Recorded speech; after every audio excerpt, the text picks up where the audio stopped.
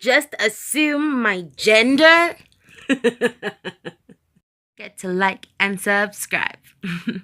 To go right and welcome back to my channel. Sorry we've been on hiatus. Busy as usual. Anyway, guys, we're gonna do LGBTQ shaming, and I hope I got all the letters. I personally, I'm pro-choice. I think people should do what they want with their bodies, and that includes, if you want to have an abortion or if you want to be gay, depending on your sexuality or whatever. Sexuality is super fluid like an ocean. I know a bunch of people who I thought were straight, who they thought were also straight, and then next thing you know, they have a same-sex partner, and they're living their best lives with these partners. And it just came up talking to them how so many of them have depression in common. And just because gay people, and I'm going to use the term gay loosely, just referring to like the general umbrella, but obviously people have different terms and labels for them. But I've noticed that just because they look like they're happy all the time doesn't mean they're happy all the time.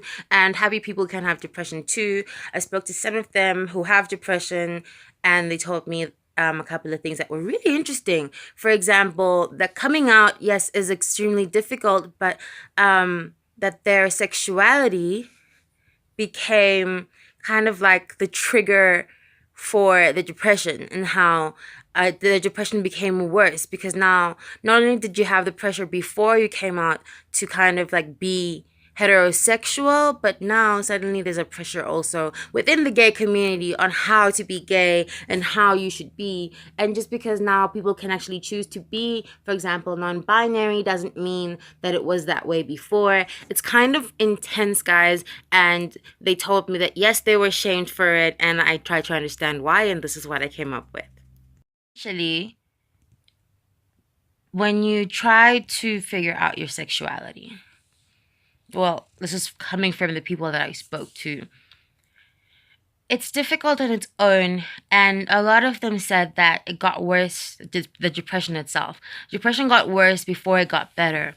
And there's also a sense of clashes, like a clash of personalities, because depression doesn't discriminate.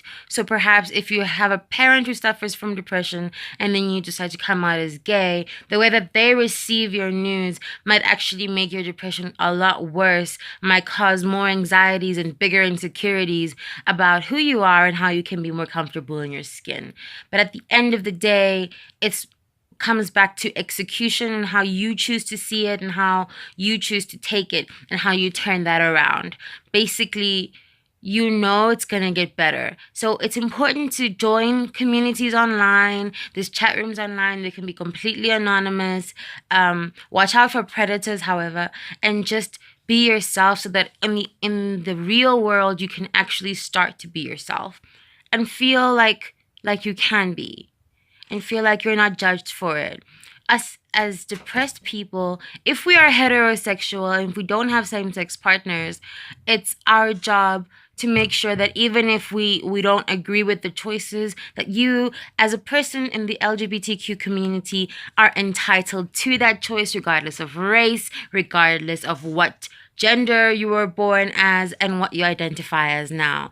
And if you identify as non-binary, which I'm going to admit is extremely confusing for me as a heterosexual human being. I don't understand how it functions, but I do accommodate, and sometimes it's okay to just ask so that you don't make the mistake of putting your foot in your mouth. I am not ashamed to ask my friends over and over again until I understand it. What do you identify as? Do I call you this pronoun? Do I call you that pronoun? Is this one offensive? Is that not offensive? Because you should care. It takes you 5 minutes. It takes them 5 minutes to respond, and it builds a friendship and a sense of trust and respect. And it doesn't mean you have to condone the behavior, but you do have to respect this as a person. Shaming other people for their sexuality or how they relate to the world isn't exactly something you're entitled to, whether or not you suffer with depression. And I'll explain why. Just because you grew up and you had this perfect sense of where you were going doesn't mean everyone else does. And sometimes, for other people, it takes longer to get there. it's not really your place to judge that.